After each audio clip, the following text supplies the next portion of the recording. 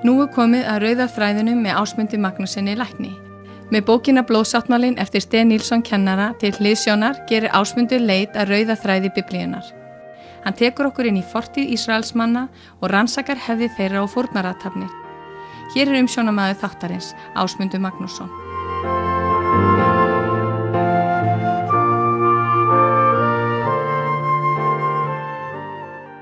Já, komiði sæl. Næsti kafli sem við ætlum að lesa heitir Fórnirnar, skuggamynd.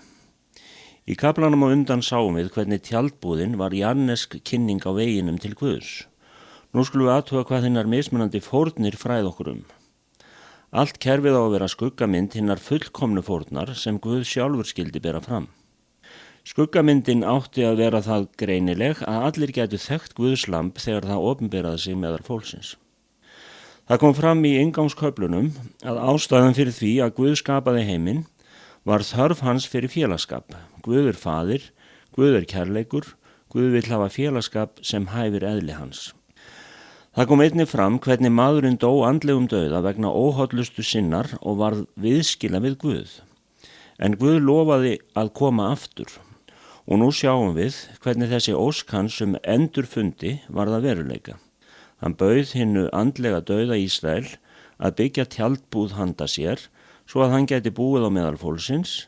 Svo gerði hann því kleift að nálgast sig gegnum arónísku prestastéttina og fórnirnar. Takið eftir að þessum 5 fórnum sem voru fyrirskipaður voru 3 inngangur að samveru og tilbeiðslu. Hinar 2 fórnirnar vísuðu til endurreisnar brostinnar samveru. Allar fórnirnar höfðu það markmiði að vera ytri tjáning fyrir löngun hjartans eftir samveru við Guð. Synda- og sektafórnirnar voru skyldufórnir vegna synda Ísrael sem þjóðar og vegna synda einstaklingana. Brenni- og matfórnir voru frjálsarfórnir fyrir lofgjörð og þakkargjörð. Þessar fórnir voru ekki tengdar persónulegum syndum, heldur voru þær mikilvæg tjáning fyrir tilbeiðslu. Það var Guði þóknanlegt að fólk fórnaði með þessum hætti og hann gerði því ljóst að reykurinn frá þessum fórnum væri honum til gleði. Voru það ekki þessar fórnir sem höfundur Hebreabréfsins hafði í huga þegar hann skrifaði: fyrir hann skulum ég því án afláts bera fram lofgjörðarfórn fyrir Guð, ávöxt vara er játa nafn hans. Þetta er í 13. kafla og 15. vers í Hebreabréfinu. Guðstjónustu haldið getur orðið kalt og skyldubundið ef hinn frjálsa lofgjörð fær ekki að koma fram. Það gildir einnig fyrir hvern og einn sem trúir að mikill hluti bænastundarinnar á að vera fullur af þakkargjörð og gleðiríkri lofgjörð. Hér er talað síðan fórnirnar og ég ætla bara að nefna að þessar fórnir eru í 3. Mósebók frá 4. kafla og fólk getur lesið þar þær, eins og stendur þær í Biblíunni. Syndafórnin. Til að syndari geti nálgast hinn heilaga Guð hafði drottinn búið svo að lífsblóð staðgengils skildi hylja syndans. Fórnardýrið varð að vera gallalaust alveg án missmíða. Fórnin var eftirmynd af hinni fullkomnu fórn sem Guð hafði sjálfur valið til að deyja fyrir fólkið. Sá sem færði fórnir varð að leiða dýr sitt að altarinu þar sem presturinn beið til að framkvæma þjónustuna. Syndarinn lagði hönd sín á höfuð dýrsins og sameinaðist þannig fórninu og færði synd sína á táknrænan hátt yfir á dýrið áður en það var líflátið í hans stað. Sá sem fórnaði vissi að það var fyrir Guðs náð að hann lenti ekki sjálfur í eldinum. Þegar dýrinu hafði verið slátrað tók presturinn blóðið og stökkti því á horn altarisins og hellti síðan því sem eftir var niður við altarið. Því næst skildi hann mörinn frá innyflunum og brendi hann á altarinu. En þann dag í dag telja íbúar Mið-Austurlanda fituna vera besta. Hún táknar hjarta dýrsins. Á táknrænan hátt gáfu menn þannig Guði hjarta sitt. Hjartað táknaði hið innra, spillta eðli, eldurinn eyddi því. Skrokkur dýrsins að undarskildum þeim hlutum sem presturinn fékk að halda eftir fyrir þjónustu sína var færður út fyrir tjaldbúðnar, þangað sem askan frá altari musterisins var geymd. Syndafórnirnar varð að brenna alveg upp vegna þess að þær táknuðu syndina. Syndafórnin gilti fyrir augljósa synd gegn Guði sem setti syndarann utan við þá almennu náð sem fólki lifði undir vegna friðþægingarinnar sem þeim var veitt einu sinni á ári gegnum æðstaprestin. Síðan það sektarfórnin. Sektarfórnin var að því leyti öðruvísi en syndafórnin að henni var ætlað að endurreisa samfélagi við Guð eftir að maðurinn hafði syndgað í samskiptum við aðra menn, verið óheiðarlegur, beitt ofbeldi, svarið rangan eið eða verið óréttlátur að öðru leyti. Hún gilti sem sé fyrir syndir sem dríðar voru gegn meðbræðrum sem tilheyrðu sama sáttmála. Syndarinn varð einnig þá að játa sekt sína með því að leggja hönd sína á höfuð fórnardýrsins og biðja: Ó, Drottin eða Jehóva, ég hef syndgað, ég hef breytt ranglega. Ég hef verið uppreisnargjarn og gert það sem rangt með því að ég hef, og svo var syndin nefnd með nafni. En ég iðrast þess og bið að blóð þessa fórnardýrs megi sætta mig við þig. Við syndajátninguna lyftist sektarbyrðin af syndaranum og hann gat aftur nálgast Guð með góðri samvisku. En auk sektarfórnarinnar þurfti einnig að bæta þann skaða sem hinn aðilinn hafði orðið fyrir. Menn áttu ekki að bara að endurgreiða það sem þeir skulduðu, heldur bæta 20% við. Þetta sætti fólkið. Sameiginlegt fyrir synda og sektarfórn var meðvitund fólksins að hafa brotið gegn boðum Guðs. Syndarinnum var einnig ljóst að blóðsáttmálinn bauð upp á endurreisn. Menn vissu að blóð fórnardýrsins gat einungis hulið syndina til bráðabirgða og menn þekktu einnig loforðið þann sem átti að koma og afmá syndina. Brennifórnin.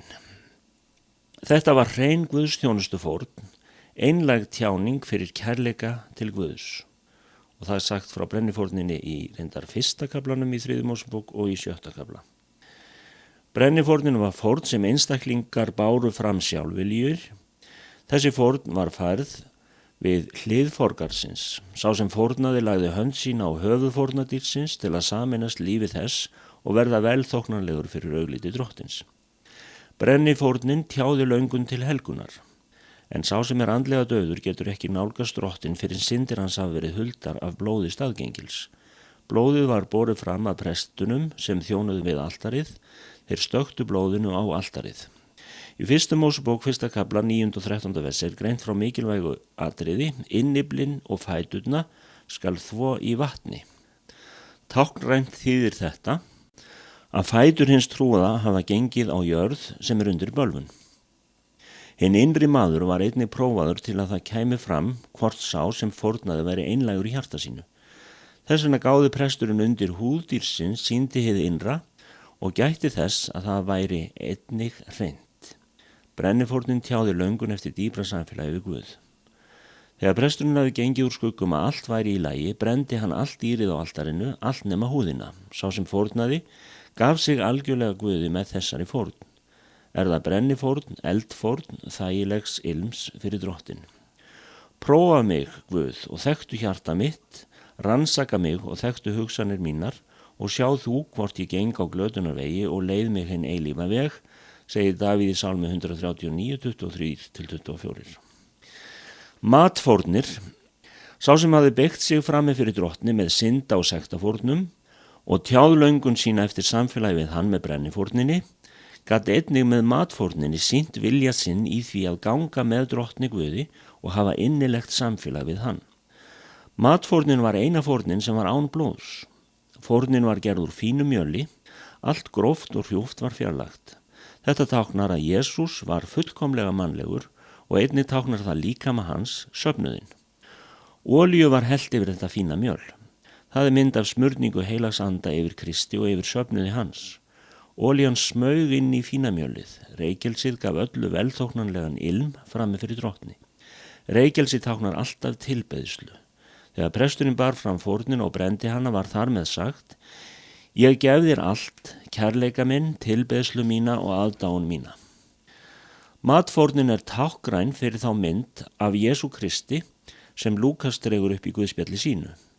Sem sannur maður er Jesús sem hið fínasta og hreinasta mjöl blandað olíu, en mál hans var einnig blandað salti og viska bjó í kennslu hans.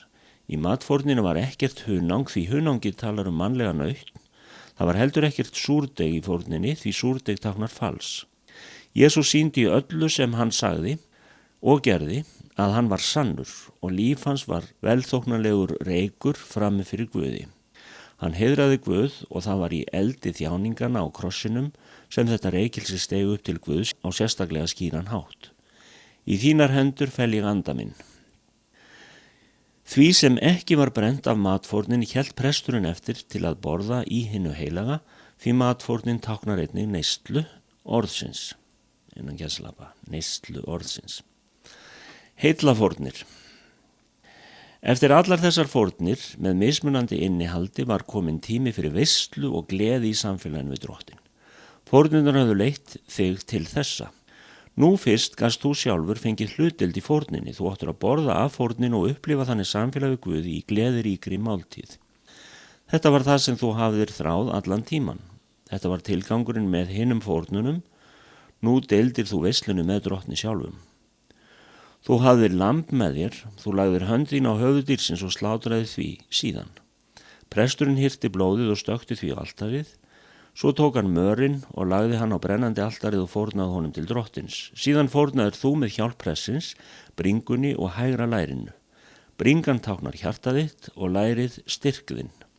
Presturinn lagði hönd sína undir þína og í sameiningu lyftu þið fórninu upp og niður og frá hægri til vinstri. Síðan gaf Guð þessa líkamshluta tilbaka.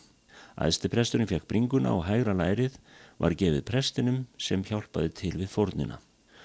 Þú tókst ósýrð brauð, kökur og flatbrauð með þér, ásamt dýrinu sem fórnað var, allt gert úr fínu mjölu og bleitt í olíu, þú hafðir einnig venjulegt gerjað brauð með fyrir máltíðina.